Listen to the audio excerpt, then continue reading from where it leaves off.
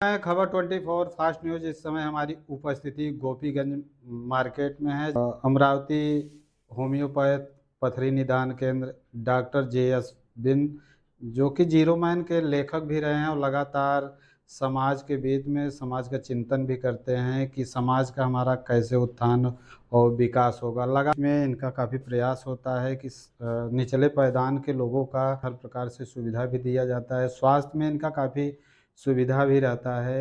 अगर लोगों के बीच में पथरी जैसी समस्याएं देखी जाती है और इनके यहाँ होम्योपैथ के द्वारा निदान गारंटी के साथ। और हमारे साथ में सर जी हैं। सर, क्या लगता है, आप काफ़ी समाज में चर्चित चेहरे माने जाते हैं भदोही क्षेत्र में, तो क्या लग रहा है 2027 में इस बार चुनाव करीब आ रहा है, तो क्या होगा आपकी तैयारी इस बार सर? 2027 के चुनाव में हम लोग पूरी तैयारी के साथ उतरेंगे। अभी हम लोग पंचायत चुनाव का इंतजार कर रहे हैं। जैसे ही पंचायत चुनाव खत्म होगा उसके बाद हम लोग पूरी तरह से लग जाएंगे। सरकार शिक्षा स्वास्थ्य ये पहले की सरकार से बेहतर ढंग से माना जा रहा है सर।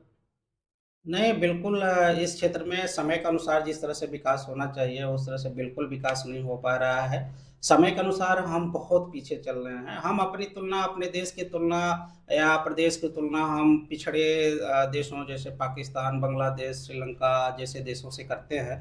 हम कभी अपनी तुलना अच्छे देशों से क्यों नहीं करते हैं, विकसित देश हैं उनसे क्यों नहीं करते हैं। तो हम बस वही हाल है कि हम अंधों में काना राजा बने हुए हैं।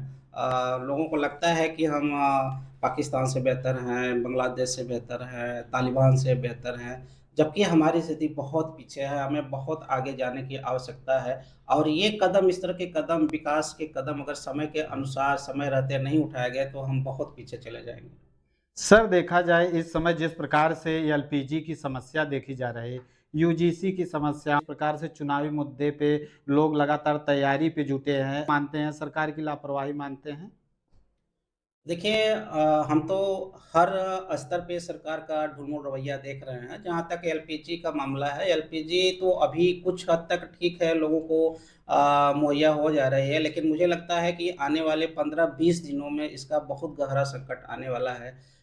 चूँकि अभी सरकार ने जैसा कि हमने देखा है कि घोषणा किया है कि अब 14 किलो का एलपीजी जो है 10 किलो में आएगा। सरकार का ये सिर्फ़ एलपीजी के ही मामले में हमने नहीं देखा है, ढेर सारे ऐसे पैकेट बंद चीज़ें हैं जो उनका वेट कम कर दिया गया है लेकिन दाम वही रखा गया है। मुझे लगता है कि हो सकता है यही एलपीजी के भी मामले में ना हो। और जहाँ तक यूजीसी की बात है तो यूजीसी ठीक है, लेकिन इसमें एक ही बात की खामी मुझे समझ में आती है, कि इसको गलत समय पे लाया गया है। यूजीसी को बहुत पहले लाना चाहिए था। यूजीसी अच्छा है, उसमें भेदभाव वाली बातें जो थी आया है लेकिन गलत समय पे आया है।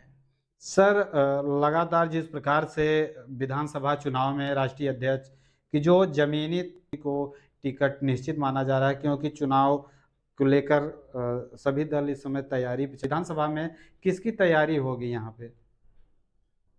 देखिए वो भदोही में 3 विधानसभा है और आई है, भदोही प्रॉपर है, ज्ञानपुर है। और जहाँ तक हम लोगों की बात है तो हम लोग ज्ञानपुर से तैयारी करेंगे। और पूरी उम्मीद है कि हम लोग आदरणीय अखिलेश यादव जी को विश्वास में लेंगे और टिकट प्राप्त करेंगे। सर, किन मुद्दाओं पे आपका जो ज्ञानपुर विधानसभा है, तो इसमें क्या मुद्दाओं पे आप चुनाव सर लड़ेंगे?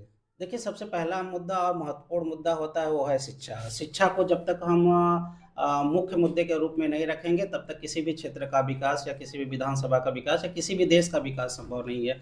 सबसे पहले हमें शिक्षा को ही हमें ही नहीं, मुझे लगता है कि सभी सांसद या विधायकों को अपने मन में पहले-पहले जो है शिक्षा को प्राथमिकता देनी चाहिए। जब तक लोग शिक्षित नहीं होंगे तब तक लोग विकास बेईमानी होगी।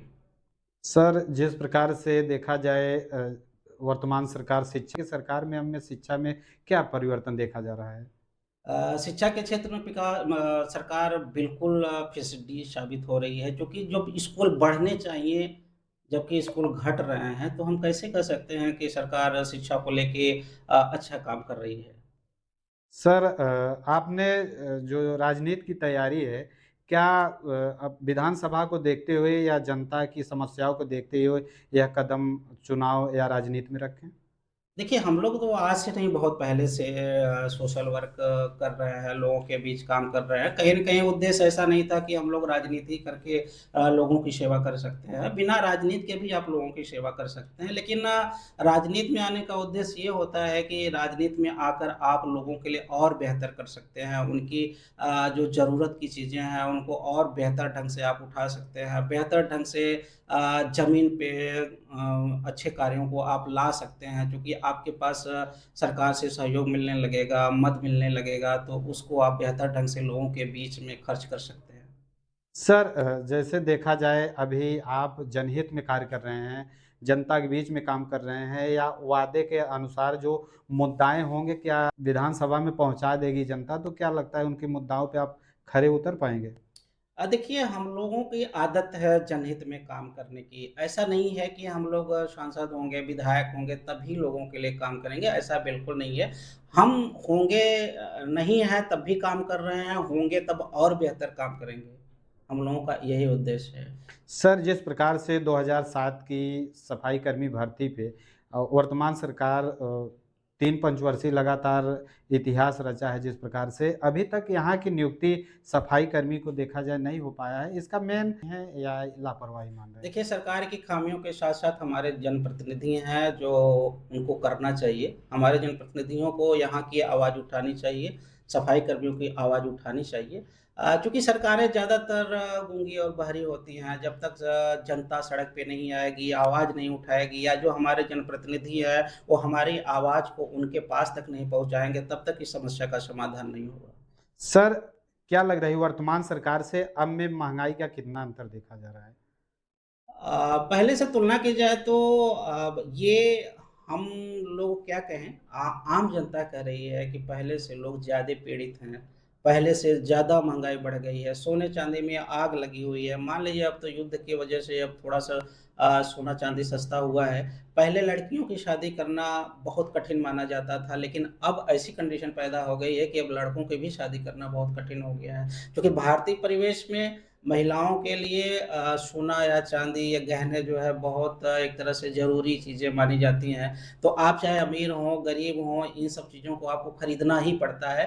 तो पुरुष वर्ग क्या करे, उसकी मजबूरी है, उसे खरीदना पड़ता है, चाहे वो कर्ज़ा लेके खरीदे, चाहे जैसे खरीदे। तो बहुत महँगाई है, महँगाई से लोगों का जीवन मुहाल हो गया है।